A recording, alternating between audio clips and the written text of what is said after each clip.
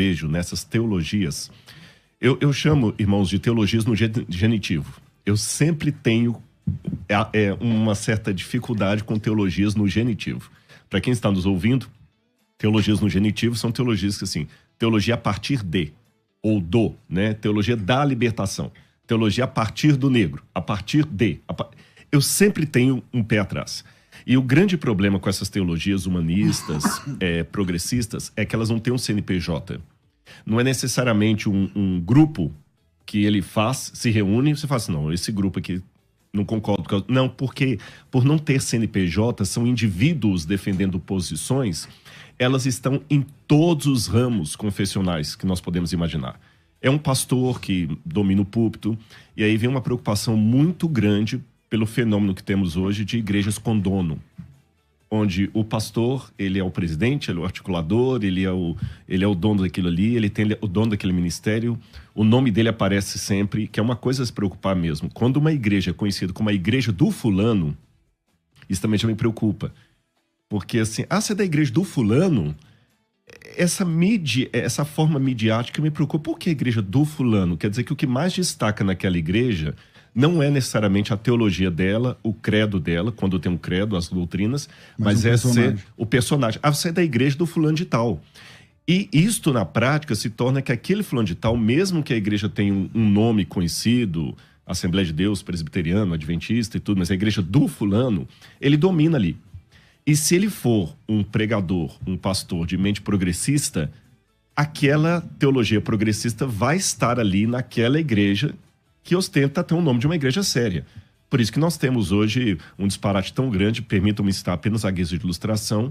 Nos Estados Unidos você tem igreja presbiteriana, que é conservadora ao extremo, e igreja presbiteriana que ordenou uma drag queen ao ministério. A primeira drag queen ordenada pastora, ou pastor, nem sei que nome usar, foi de uma igreja presbiteriana. Isso não representa os presbiterianos, vamos deixar bem claro. E eu só disse a guisa de ilustração. Eu poderia dar outras. Então esse talvez para mim é o grande problema dessas teologias novas, porque elas não têm uma concretização que você pode falar assim, não, é aquele movimento, é não, são indivíduos espalhados nas diferentes igrejas. Está em todo lugar. Exatamente. Bom, vamos lá. Manda teu áudio para cá, se você também quer participar, 984849988.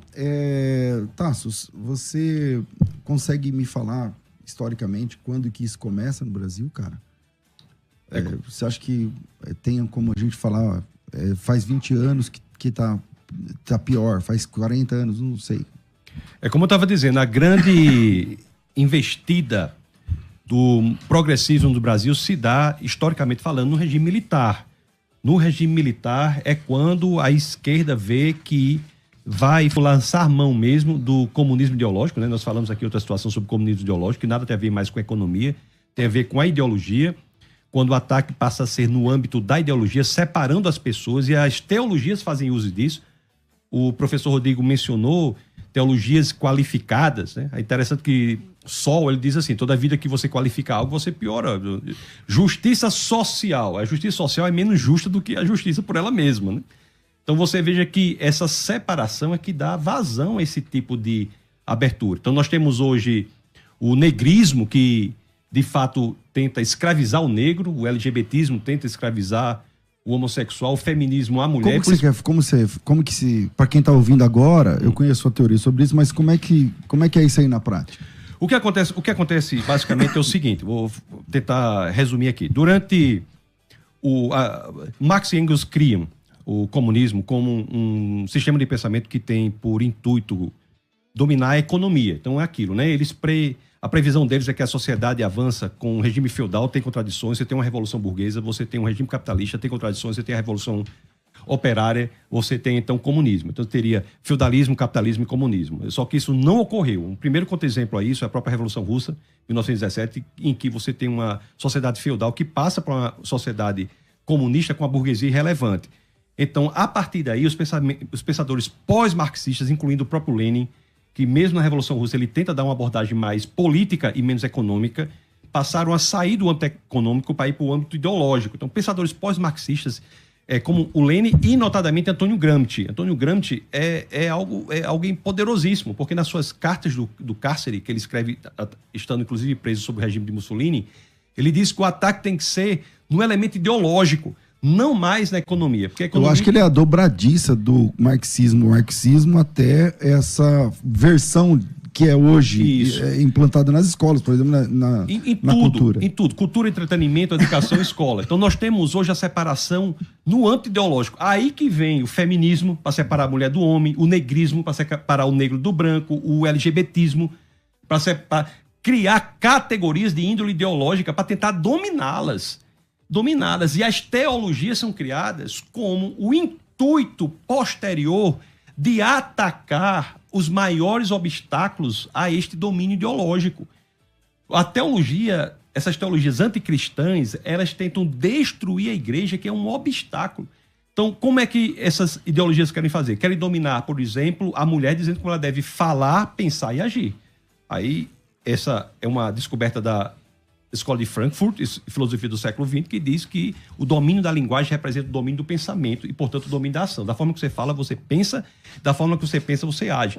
Agora, o obstáculo a isso... Que aqui no Brasil isso aí está avançado. Está avançadíssimo. Porque já estão mudando a linguagem das pessoas. Uma vez mudando a linguagem, a forma que você trata, e a forma que você trata é a forma que você entende, a forma que você entende, a forma que você... Não, mas veja bem, é mais grave do que isso. O seu pensamento está estruturalmente circunscrito à sua capacidade linguística. Você não consegue articular pensamento fora da linguagem. Então, a linguagem ela é destruída como uma forma de destruir o pensamento. Não é possível pensar fora dos limites impostos pela sua capacidade linguística. Então, esse é o grande... a metodologia destes movimentos de separação de pessoas em grupos. Aí, o obstáculo a isso é a igreja e a família. E para atacar a igreja, eles usam exatamente essas teologias. Tem teologia feminista, teologia disso, teologia daquilo, tenta qualificar as teologias para exatamente destruir o obstáculo que é a igreja. Por que é a igreja? Porque na igreja esses grupos não se sustentam. Na igreja não existe preto, branco, não existe, todos são um. Né? Gálatas 3:28, o apóstolo Paulo, enquanto 75% da população de Atenas eram de escravos, 50% da de Roma eram de escravos, o apóstolo Paulo diz, não há homem nem mulher, escravo nem livre. Escravo nem livre, judeu nem gentil, todos são um em Cristo Jesus. Então, o obstáculo é a igreja. Se nós destruímos a igreja, acabamos com o obstáculo contra os arroubos desses movimentos. Quais são as duas formas de destruir a igreja? Estratégia egípcia, estratégia babilônica. Estamos até escrevendo um livro sobre isso, vai sair próximo mês. Estratégia egípcia e estratégia babilônica. Em alguns lugares, a estratégia é egípcia. E o avanço do Estado comunista vai fechar as igrejas. A Nicarágua entrou agora entre os 50 países mais perseguidores. Agora, antes disso, na realidade em que estamos, é a estratégia babilônica. É infiltrar para destruir de dentro para fora, colocando o câncer. Essas teologias são cânceres dentro da igreja. Pastor Rodrigo, o senhor fez USP, né? E o USP tem também toda essa... dá para perceber também todo esse poder do lado de dentro, lá da educação. O senhor entende que a educação como um todo tem uma programação interna para atacar a fé cristã? Ou isso é coisa da cabeça do crente? Como que a gente se posiciona? É difícil falar assim, até que ponto o sujeito está sendo tensional ou ousado. Porque a gente não está dentro da cabeça da pessoa e corremos o risco de julgar de maneira errada. Então eu prefiro responder essa pergunta dentro do âmbito espiritual. No âmbito espiritual, eu posso responder assertivamente que há uma propaganda, uma agenda de Satanás para destruir a igreja. É um grande conflito entre as forças do bem e do mal. Isso há. E dentro desse conflito espiritual das forças do bem contra o mal, as pessoas, pelo seu comportamento, pela sua ideia, pelo seu compromisso ou infidelidade a Deus, elas se deixam levar ou pelo Espírito de Deus ou pelo Espírito do diabo. Eu vou dar exemplos bíblicos. Pedro era um homem sincero. Ele estava com o Cristo, 3 anos e meio andando com Jesus. E no último momento ali, o diabo usou uma fraqueza dele e falou com Jesus: Senhor, tem piedade de ti, que tal coisa a gente já... Foi repreender Jesus ainda, porque Jesus estava falando da cruz. Jesus estava falando: eu vou morrer, eu vou ser crucificado. Pedro, então, imbuído de toda aquela ideologia judaica da época, que o Messias tinha que ser um guerreiro forte para libertar o povo de Roma e não um servo sofredor de Isaías 53, o diabo colocou aquela ideologia na cabeça de Pedro naquele momento e ele falou, e Jesus, como tinha uma espiritualidade, Jesus era Deus, falou assim, para trás de ti, Satanás. Porque não foi Satanás que falou através de você, Pedro.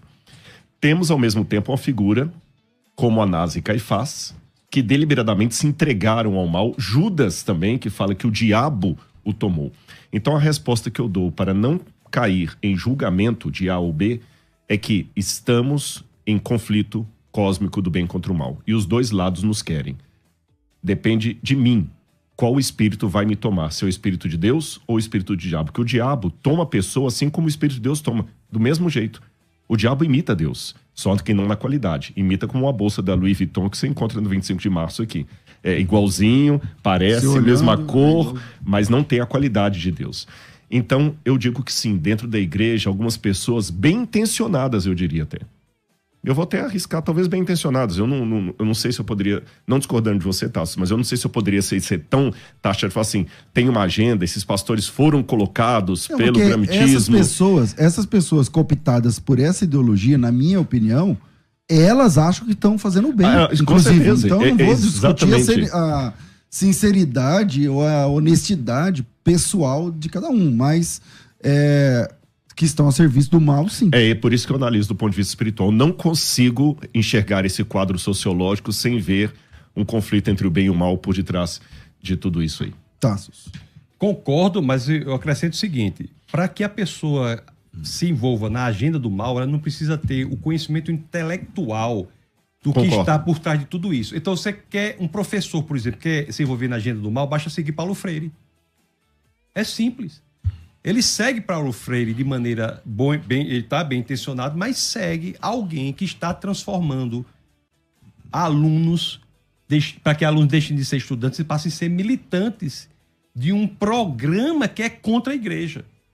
Então, Paulo Freire, John Dewey influenciaram fortemente a Unesco, que influencia a destruição da educação no Ocidente. Então, é muito importante que nós saibamos disso. Nós não temos intelectuais em todos os lugares sendo utilizados. O que nós temos são idiotas úteis sendo utilizados por uma elite intelectual que promove essa ação destrutiva da educação, da pessoa, do ser humano, afasta a pessoa de Jesus Cristo por meio da destruição. As teologias progressistas, por exemplo, e humanistas são braços desse movimento para destruir a igreja como um obstáculo. Dito isso, eu só queria dizer que eu concordo plenamente com a visão de que é espiritual. Eu estava agora na Califórnia, estava lá ensinando lá no Reasons to Believe, e lá em Los Angeles estava passando lá uma passeata pró-Palestina com vários cartazes pró-Hamas. Não, você me falou, no dia mandou foto, foi isso? Foi, mandei. Foi. Eu fui nessa passeata para ver, né? Hamas é o mal, deve ser destruído, combatido, em hebraico, inclusive, né? Diz que é uma sigla lá, mas na realidade em hebraico é o mal não só contra o outro homem, mas contra o próprio Deus. É a violência contra a armamento de sangue. Então, veja bem, eu estava lá na passeata quando eu vi uma porcentagem impressionante das pessoas que estavam ali eram pessoas do movimento político LGBTista. Pessoas que seriam torturadas, brutalmente assassinadas por aquilo que estavam defendendo. Então, mas não tem sentido, né? Porque, por exemplo, a pessoa que é do LGBT defendeu o Hamas. Ninguém passou lá avisando que se o Hamas... Qual é o sentido, o professor, qual é o sentido governasse onde elas moravam? O que justifica a base espiritual. É isso exatamente que eu ia falar. Se me permite até dar não contraponto, uma ilustração. Se olharmos na história bíblica e não bíblica, quando o mal quer se juntar para um objetivo comum, ele se junta. Vou pegar o exemplo bíblico para começar. Saduceus e fariseus, hoje a gente coloca tudo num pacote só, mas nos tempos do segundo templo, não se bicavam. Fariseu e saduceu era colocar quase que... São teologias diferentes. Corintiano não sei se estou dando o exemplo certo, corintiano e palmeirense, ali a torcida não dá nem para ficar junto no instante, tem que separar, porque senão vai dar briga. Mas quando foi para condenar Jesus, os dois abraçaram lá. Até zelotas estavam no meio ali, porque eles também odiavam os zelotas. E eu tenho uma opinião comigo, não vou explicitá-la aqui por causa do assunto e do tempo, mas eu acredito para mim que tanto Barrabás como os dois ladrões na cruz eram de movimento zelota. O Barrabás é uma chance bem grande. Exatamente. E para mim, como eram duas cruzes, que os dois faziam parte que ele fala que ele era o chefe dos salteadores do Evangelho de João. Então, é só uma digressão aqui. Eu acho que Barrabás deveria ser o chefe, ele mais dois foram apanhados, dois guerrilheiros, dois zelotas. Então, estou falando de 3 movimentos completamente antagônicos, zelotas, e os 3 se juntaram. Tanto é que os 2 que se juntaram para libertar o terceiro só pelo prazer de ver Jesus crucificado. Saindo da história bíblica para dar um exemplo fora. Na época de Sócrates, você tinha também uma outra ruptura muito grande entre sofistas e poetas. Porque o sofista era o filósofo que queria destruir a poesia com todos os seus malefícios. E o poeta era aquele que queria manter o establishment contra os filósofos. E quando Sócrates vai ser condenado a tomar cicuta, os dois advogados de acusação dele, um era poeta, o outro era sofista. Ou seja... Mas aí se juntam. Então, o diabo, ele consegue regimentar. Então, é estranho, concordo, mas não é surpreendente que você veja grupos antagônicos se juntando. E se me permitem dar até uma visão escatológica, quando o anticristo dominar, seja ele quem for, porque eu sei que há teologias diferentes, uma coisa nós concordamos, independente de quem seja o anticristo na visão de cada um. Por onde vem, né? Por onde que vem. Ele vai unificar o mundo. Porque a Bíblia não fala que o anticristo será um regional. Fala assim, a terra se maravilhou seguindo a besta e falando quem é semelhante a ela e quem não puder comprar nem vender, será apenas os que não têm a marca dela, os outros todos terão. Então o diabo consegue essa faceta. Eu acredito até comigo, isso aqui não é bíblico não, tá? É só uma... Se eu estiver errado, eu acredito que nem os anjos, os demônios do diabo, eles são unidos no sentido que o povo de Deus deve ser unido, porque a união é um fruto do espírito. Os demônios não têm espírito. Então, como é que os demônios se articulam? Eu não acredito que eles são unidos como nós somos unidos em Cristo. Eu acho que eles se odeiam, mas se unem apenas no propósito como esses exemplos bíblicos que demos. Agora veja, né? Você tem, por exemplo, aqui, isso antes, você está falando do Hamas e o movimento LGBT e tal, mas aqui, por exemplo, esses movimentos, eles usam a camisa com o Che Guevara na foto lá, na coisa, sendo que ele mesmo era contra esse tipo de movimento, né? Então, essa questão já é assim, mas como ser uma igreja do evangelho bíblico sem... como lidar com isso?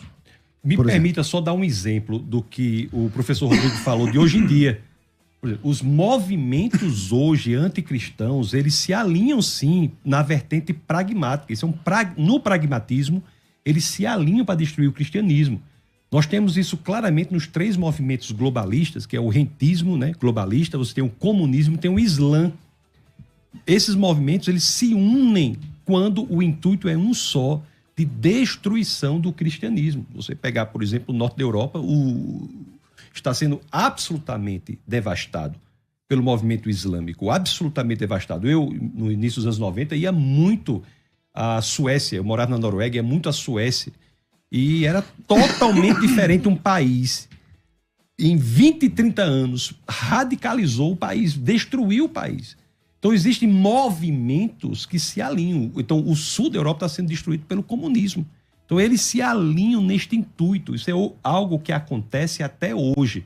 É muito importante. E o movimento islâmico só não tem expansão na América do Sul e, notadamente, no Brasil, graças às igrejas pentecostais e igrejas neopentecostais nas periferias. Muita gente não diz isso. Elas não dão espaço. Elas já... As igrejas pentecostais... Que elas são mais conservadoras, as históricas, né? Exatamente. O evangelho é o único lugar no mundo em que há a verdadeira diversidade, em que a pessoa tem a sua verdadeira identidade, em que Cristo busca a unidade na diversidade, porque a transformação não é de fora para dentro. A grande diferença das visões de mundo não cristãs para as cristãs, dos globalismos para o cristianismo, é que os movimentos como o Islã, o rentismo globalista e o comunismo propõem uma transformação brutal de fora para dentro. O cristianismo liberta, é a transformação de dentro para fora. Então, isso que acontece nas Escrituras, já relata nas Escrituras, isso que ocorre, não sei se concordo totalmente com a questão de Protágoras de Abdera, eu não sei, mas que o senhor falou aí, né? E o que acontece hoje em dia é, de fato, uma ação justificada que só se une, só é explicada pelo plano espiritual. Desculpa eu ter complementado aqui, eu sei que você fez outra pergunta, mas eu achei importante para fazer todo o cenário. Eu perguntei como ser uma igreja do evangelho exclusivamente bíblico, sem fazer acepção de pessoas, sem como lidar com isso como igreja local. Eu tô falando lá na ponta mesmo. O pastor que tá ouvindo a gente aqui fala, não, entendo, eu sei, tal, é verdade. A escola, por exemplo, é um problema que levanta as pessoas contra a fé cristã. Quantas vezes na igreja local? Eu sou pastor de igreja local, cara. Entendeu? Eu tenho que sentar com um jovem, porque o professor de história, especialmente história, vai colocar um monte de coisa na cabeça do menino, da menina, e você fala, não, peraí. Vai lá e pergunta pra ele isso, pergunta se ele leu tal, pergunta se ele entende isso. Porque é um serviço muito bem feito que tá acontecendo. Com certeza. Como ser uma igreja nesse tempo? E aí? Eu acho que um dos primeiros pontos assim que nós temos que colocar como professores e pastores, porque o pastor no púlpito é um professor. É um professor. Aliás, na Bíblia até essa distinção assim, Jesus é um didáskalos, né, como diz em grego, um professor mesmo. O evangelho é muito fácil, da graça barata, onde você não precisa lutar com o próprio eu. Jesus é amor, Jesus aceita tudo. Para que eu vou lutar contra os meus impulsos? Eu quero resolvê-los com vícios que não sejam questionados, censurados. Então isso é muito perigoso. Passos. O que eu diria é que conservadorismo é uma cosmovisão desprovida de ideologia. Conservadorismo, ele é uma cosmovisão que não impõe uma ideologia específica. Tanto é assim que você tem islâmicos fortemente conservadores, cristãos fortemente conservadores, você tem movimentos, inclusive, que não são cristãos, que são conservadores. Porque o conservadorismo é uma metodologia. É a ideia de que você tem obrigações, débitos com as gerações do passado, né? Você tem débito com a geração do passado e tem obrigação com as gerações do futuro. Então, o conservadorismo é manter o que está dando certo. Pode mudar? Pode. O conservador não é contra a mudança. Mas o conservador diz que, antes de fazer a mudança, você aplique a mudança à virtude concreta da prudência. Seja prudente. Então, o cristianismo é, em sua origem, a possibilidade de toda essa discussão, mesmo progressista. É muito importante que nós temos essa percepção de que, antes do cristianismo, era barbárie. A cruz era uma forma de tortura e morte inimaginável. Os gregos em Esparta, as crianças que não eram apropriadas eram jogadas fora. O infanticídio é a chaga mais profunda da civilização antiga. Então, o cristianismo revoluciona tudo isso. Então, o que o progressismo quer vender, na realidade, é um cristianismo falsificado. Se não houvesse o cristianismo, o progressismo não tinha nem do que falar. O progressismo não tem que falar em ajudar o outro, não tem que falar em fazer caridade. Toda essa pauta progressista, ela é sequestrada do cristianismo e moldada de forma sutil para ter uma aparência de boa e, no fim, afastar a pessoa do nosso Senhor e Salvador Jesus Cristo. Então, assim, eu só coloco essa perspectiva de que não há, em essência, uma igreja. Se uma igreja mantém hábitos antigos, não é por conta do conservadorismo. O conservadorismo não é a favor de que se mantenha o que não funciona, mas é a favor que se avance com a prudência. O progressismo não. O progressismo vai dizer assim, olha, você está errado. Você não tem que obedecer sua mãe e seu pai, você não tem que prestar atenção no que seu avô disse, o que você tem que fazer é isso aqui. Ele propõe um modo de ação, impõe um modo de ação. É por isso que hoje o que nós temos com uma proposta progressiva, inclusive dentro da igreja, são homens absolutamente enfraquecidos, efeminados, sem tomar a posição de homem que tem que ter, homens que parecem mais uma coisa horrível, que eu tenho dito aí. Um objetivo de muito homem hoje é o quê? É comprar um apartamento e criar um gato castrado. É isso que o povo quer. E ter um iPhone e ler Marx. Ler. É isso. Eu posso colocar só um contraponto nisso aqui? Eu faço uma distinção entre o conservadorismo e o tradicionalismo. Apesar de parecerem sinônimos perfeitos, para mim não são. O conservadorismo, concordo com isso que você colocou. O time que está ganhando não se mexe. Mas o tradicionalismo que Jesus combateu o tradicionalismo é o legalismo disfarçado. Sabe aquele negócio? É a lei por amor da lei. O Ambrose Bierce, ele fala uma coisa com relação à política, mas eu vou falar o que ele disse da política e vou adequar à religião. Ele falou o seguinte: a política é dividida entre políticos conservadores e progressistas. Sabe qual que é a diferença e semelhança entre os dois? O político conservador é aquele que quer manter leis injustas para o mal atual. E o progressista quer trocar as leis injustas do mal atual para um outro mal, pior ainda. Os dois, na verdade, estão querendo... Dentro da igreja, a gente tem que tomar cuidado. Eu acho que uma hermenêutica... Eu estou trabalhando nisso. Não é fácil. Eu estou querendo descobrir uma chave hermenêutica. Eu estou sistematizando isso há anos já. Para a gente conseguir separar na Bíblia o que é o princípio e o que é a aplicação do princípio. Porque isso ainda está confuso nas igrejas, na minha opinião. Eu vou explicar rapidamente o que eu quero dizer. O princípio não muda, é a ética. Vale em todo tempo, em todo lugar, para todas as pessoas. A aplicação do princípio é a moral. Essa varia, muda. Exemplo, princípio, respeito. Eu tenho que respeitar você, eu tenho que respeitar o pastor César, eu tenho que respeitar a Nani, eu tenho que respeitar a minha esposa. Agora, como é que eu aplico essa ética do princípio, essa ética do respeito, dentro de uma igreja católica? Eu tiro o chapéu quando eu entrar na igreja católica. Como é que eu aplico isso na sinagoga? Eu coloco o chapéu. Como é que eu aplico numa mesquita? Eu tiro o sapato. Tirar o sapato, colocar o chapéu, tirar o chapéu. Eu mudei a aplicação, mas o princípio permaneceu o mesmo.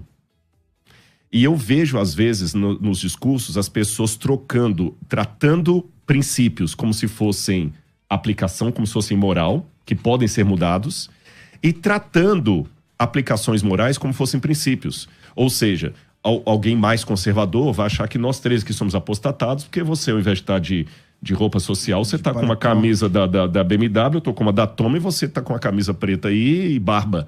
Né? E barba também, um pastor usando isso aí, tudo mais e tal. Usos e costumes são tomados às vezes como doutrina, quando são usos e costumes. Mas se a gente não deixar isso bem definido, você corre o risco de pegar um princípio importante que não pode ser mexido e quebrá-lo, perdendo a essência, ou pegar um uso e costume... Que é o que Jesus falou em Mateus 15. Exatamente. E colocando no patamar de doutrina inamovível, e aí você vai realmente afastar o jovem, vai criar uma disruptura. Disse, por causa vocês invalidam o mandamento de Deus por causa das tradições de vocês. De homens. Mas não coloquemos isso, nós acho que estamos de acordo aqui, na conta do conservadorismo. Conservadorismo não tem nada a ver com a igreja não se comunicar... Não, com tradicionalismo. Tem nada a ver. O tradicionalismo, que eu chamaria essa vertente negativa que eu dei, por isso que eu quis separar de tradicionalismo. Tradicionalismo é um nome mais adequado. Conservadorismo é responsável pelo avanço da humanidade. O conservadorismo é responsável pelo fato de nós termos criado conservadorismo na visão de mundo cristã. É o cristianismo e a ideia de manter o que funciona que fizeram com que nós tivéssemos criado a mais importante e a melhor civilização já existente na história da humanidade, que é a civilização ocidental. Mesmo a linguagem evolucionista, o conservadorismo é a mesma aplicação. Hoje na ecologia não fala de conservar a natureza, de conservar... conservadorismo é diferente de tradicionalismo. E agora, mais uma vez, usa de forma adequada, porque você veja que o ambientalismo, a ecologia profunda, o veganismo são movimentos que, ao final, levam ao enaltecimento da criação no lugar do Criador. Uhum. Então você veja que até isso é uma deturpação no progressismo, como pega os movimentos que têm essências interessantes, mas deturpam para fazer com que a pessoa, ao final, enalteça a criação, tire Jesus Cristo e bota o papagaio da cara roxa no lugar. Ou seja, a pessoa começa abraçando ideias humanistas, ideias progressistas e tal, e daqui a pouco a mulher para de raspar as axilas, daqui a pouco ela para de comer carne, daqui a pouco ela para de comer não sei o quê. E não só isso, o não raspar as axilas, porque se ela não quer raspar porque ela não quer raspar, problema dela. Mas aquilo se torna um símbolo, uma pregação, uma ideologia, e ela fala, isso aqui que é o correto. E é uma maneira de pregar contra verdades que, sabe, esse que é o problema. O símbolo, ele está significando algo. Agora, intelectualmente, eu gostaria de veementizar, enfatizar, sublinhar o seguinte.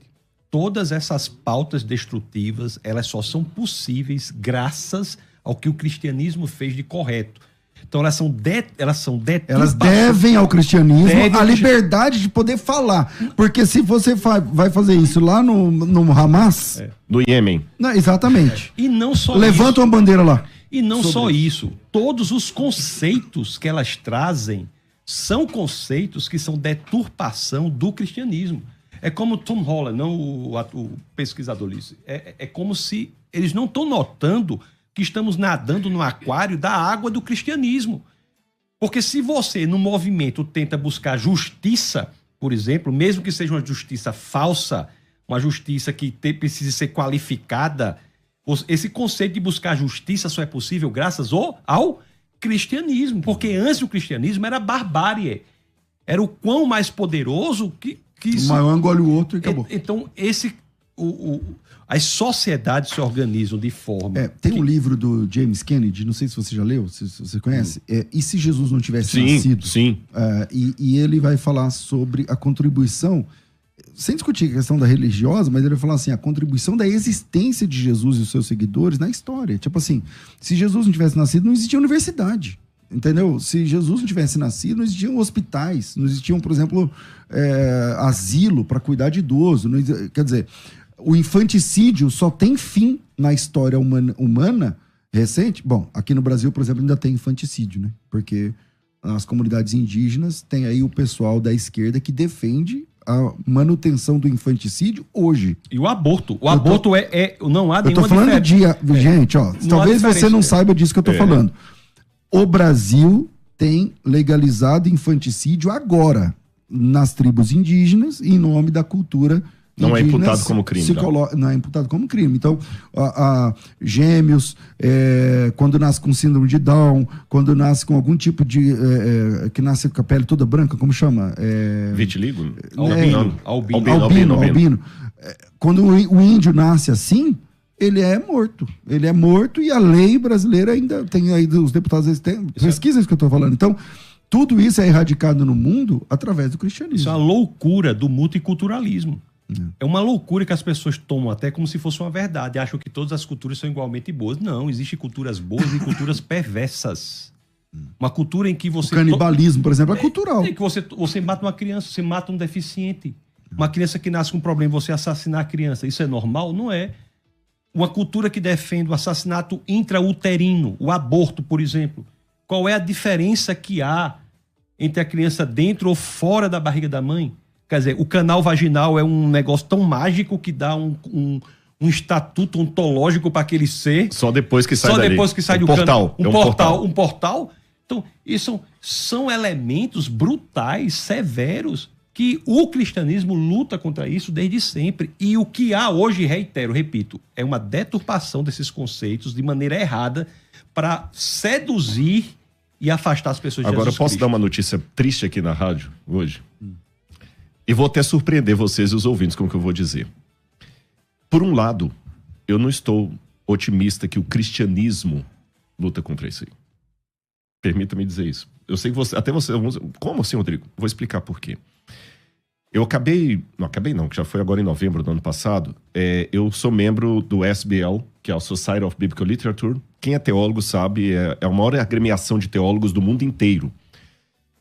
Você tem o AZOR, que é de arqueologia, você tem também o ATS, que é mais conservador. São quase 10 mil teólogos, 15 mil teólogos que se reúnem todo ano nos Estados Unidos. Tem um capítulo na Europa e outro nos Estados Unidos.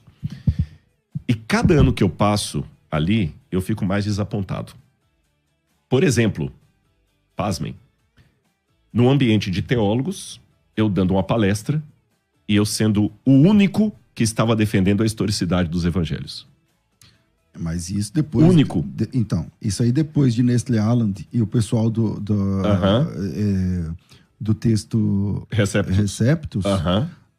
Na verdade, texto crítico. O texto Receptus é o contrário, é o ultraconservador. O pessoal do texto crítico, isso aí, o pau que rola aqui. E aqui no Brasil... É isso que eu vou chegar. As novas Bíblias já estão sendo traduzidas a partir do texto. É isso que eu vou chegar. Só fechando aqui, Daqui a pouco isso Jesus que não é acontece Deus, lá não... fora, É isso aí. demora alguns anos para chegar aqui. Há movimentos de ondas. vai da Europa para os Estados Unidos vêm para cá. Esse último que eu fui agora, tinha uma mulher de uma conceituada universidade, não estou falando do camaradinha do Encanto, não, estou falando de gente com PhD, defendendo que Apocalipse 3:20, eis que eu estou à porta e bato, que é o pênis de Cristo na vagina da igreja. Uma leitura feminista do Apocalipse. E coisas assim do Arco da Velha. E repito, não vou dar nomes aqui, senão vai parecer que eu estou jogando ferpada para alguém, mas não são teólogos isolados, não. Eles representam grandes agremiações do cristianismo. Ou seja, só o conservadorismo, que eu vou chamar aqui de conservadorismo, né, vai fazer essa linha de defesa. E ele está cada vez menor. Contra esse tipo E ele está cada vez menor no mundo teológico. E ele está entrando... Que o pessoal, para fechar esse pensamento aqui, Tasso, como o Tasso alertou da questão do Gramsci, a gente está pensando muito na USP, na Unicamp, mas essa mesma a estratégia do gramscismo, ela entrou também nos seminários, nos maiores, Yale, Harvard, Princeton, nos grandes seminários. E está também chegando já em seminários brasileiros. E aí nós temos dois riscos. Um risco é do simplicismo de pessoas que falam o seguinte: então não quero ir para seminário, então vou estudar aqui em casa mesmo, e o púlpito fica pobre. Só para fechar isso aqui, viu, Tasso? O púlpito está ficando pobre. Hoje, muitos pastores, desculpem, irmãos, mas é seriedade, ele não quer mais ter o trabalho de olhar um comentário bíblico, o texto, ele só vai fazer uma palestra de autoajuda, pegando meia dúzia de versículos ali, que, sinceramente, sermão desse jeito, eu monto uma semana de estudo, de oração para vocês aqui em meia hora. Se você me der meia hora ali, eu faço uma semana, porque eu pego assim, Davi lutou contra Golias, Deus vai vencer também seus inimigos, não sei o quê, né? É o Salmo 23, que Deus é meu pastor, isso é a coisinha mais linda que Deus tem. Você monta só aquilo ali, a igreja fica ouvindo aquele blá, blá, blá, não tem um sermão doutrinário, autoajuda.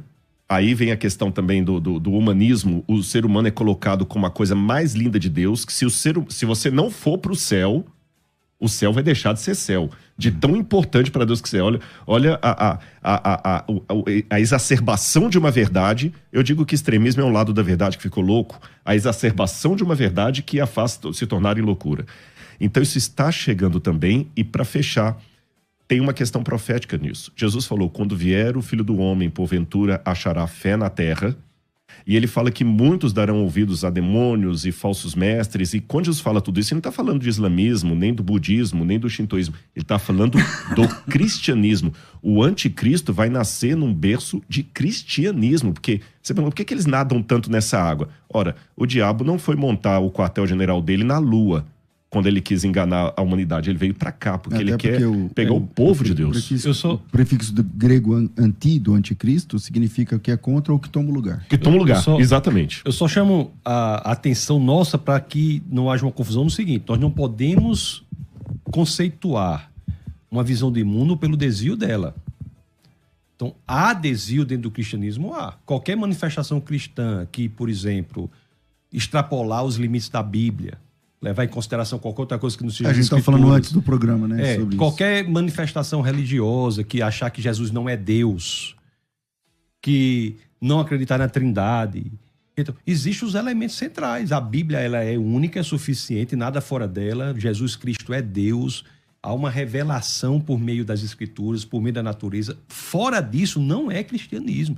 Então, assim, eu concordo, só fazendo esse adendo, se assim me permite, que nós não coloquemos na visão de mundo cristão aquilo que não é cristianismo. O que há aí são pessoas infiltradas, erradas, que têm por intuito, às vezes intencionadas ou não, levadas pelo movimento, acabar com o cristianismo genuíno, bíblico, de dentro para fora. Porque, veja bem, teve uma pergunta que o pastor fez aí, o pastor César fez, foi assim, como é que podemos ter uma igreja bíblica que não tem acepção de pessoas? Você veja que essa pergunta só faz sentido numa ideia de que existe cristianismo bíblico com acepção de pessoas. Porque, na verdade, não existe. Não há nada que precise ser feito. É só ser cristão. Nada no cristianismo bíblico que precise ser feito para que não haja acepção de pessoas. Porque o cristianismo bíblico... não há acepção. Não há acepção de pessoas de forma nenhuma. Nunca houve. Então, nós temos que ter muito fiéis ao que é o cristianismo genuíno, ao que é o cristianismo bíblico, e dizer que tudo o que está fora disso são movimentos, muitos dos quais contra a clareza, a santidade, contra a pureza da palavra, e esses têm que ser entendidos dessa forma, só para que as pessoas não achem... É só uma coisa, para não parecer também que eu e o Tasso estão pensando coisa diferente. Isso. Eu endosso tudo que você falou, e até fazendo uma paródia, quando você falou o seguinte, cristianismo... É uma coisa assim, como ser um peixe mais molhado? É só sendo peixe. Se você for o peixe, estiver dentro da água, você vai ser molhado. Como ser um peixe mais molhado? Bom, é só sendo peixe, se eu estiver ali. Agora, há momentos na história do povo de Deus em que os infiltrados conseguiram aparente tanto sucesso que lembra o dia que Elias falou assim, só sobrei eu? E Deus falou assim, não, calma que eu reservei 7.000 que não dobraram o joelho a Baal. Mas é interessante que na hora que Elias estava no Monte Carmelo, cadê os 7.000? Ele estava sozinho. E houve momentos que o profeta falou assim, só sobrei eu. Houve momentos de apostasia coletiva que Deus trouxe os babilônios, para fazer a paródia do livro aí que você está escrevendo, né? Trouxe os babilônios porque o povo estava em tal estado de apostasia, e eu me pergunto com muita humildade, não com a faca na mão, mas com o espelho diante de mim. Repito, o que eu falo aqui, César, não é com a faca na mão, é com o espelho diante de mim. Será que hoje também o cristianismo, em termos numéricos, já não está assim tão vendido a ponto que aqueles que querem o conservadorismo, o bíblico, o genuíno, vão começar a ter que se preparar emocionalmente para ser minoria? Talvez em toda a história tenha sido assim. Toda a história da humanidade tenha sido assim. Se nós analisarmos qualquer época, há movimentos ferozes, heréticos, chamados de cristãos. O cristianismo bíblico, o sucesso do ponto de vista de Deus não é um sucesso do ponto de vista do homem. Não é numérico. Não é numérico, não é de projeção, não é disso, não é daquilo. O sucesso do ponto de vista de Deus é ser absolutamente alinhado com o que Deus quer que nós façamos, alinhado com a palavra. Não é verdade? Eu entendo assim, diante de tudo que vocês estão falando, vocês são muito mais capacitados do que eu dentro de cada um de sua área. Eu discordo disso aí. Eu também discordo. Agora tem uma discordância aqui. Não, vamos fazer um debate aqui, a capacidade... É verdade, mas assim... nós temos de Jesus Cristo a garantia de que as portas do inferno não prevalecem contra a igreja. Então, o que resta a nós, a mim, a vocês aqui, aos ouvintes que estão aí, é de que igreja a gente faz parte. Se é a igreja bíblica, a igreja verdadeira, a igreja que preza pelos princípios bíblicos, não pelas doutrinas de homens, mas que a igreja bíblica, né? A igreja bíblica. Porque essa tem a garantia de Jesus Cristo, que, como você disse, não é um número astronomicamente gigantesco, mas essa vai até o fim. E se eu faço parte dessa igreja, e se ela faz parte de mim? Porque Jesus Cristo... Porque às vezes eu tenho o nome ali na relação... Exatamente. Mas eu não vivo aquilo. E realmente, as portas do inferno não prevalecerão contra ela. A gente tem que se agarrar a isso e pedir a Deus com muita humildade, que eu não seja soberbo, achar assim, nossa, eu sou... o conservador, não julgue, mas seja fiel, porque pode ser que numericamente... E aperta o cinto, vai piorar. Deixa eu dizer... Vai piorar. Você quer ver uma coisa interessante, se você analisar bem? A rigor, o cristianismo é a única religião de busca pela ortodoxia. É o que nós estamos falando aqui. Nós estamos no exercício de ortodoxia. Qual é a opinião reta? As demais são buscas por ortopraxia. Pela prática, que é... mais reta. A prática melhor. Qual é a melhor prática? A mais conveniente. A mais conveniente. Então, a rigor, nós temos que entender o cristianismo como o modelo de mundo que liberta as pessoas da escravidão, do tradicionalismo. Porque não é ortopraxia, a rigor. É ortodoxia, é você entender de fato o texto bíblico, a revelação de Deus está ali. Qual é o entendimento? A gente vai, risca, vai para o original, pega várias traduções, compara as traduções, pega a tradução para o latim, a Vulgata, porque é a busca pelo entendimento correto do texto. E é graças a isso também, porque a gente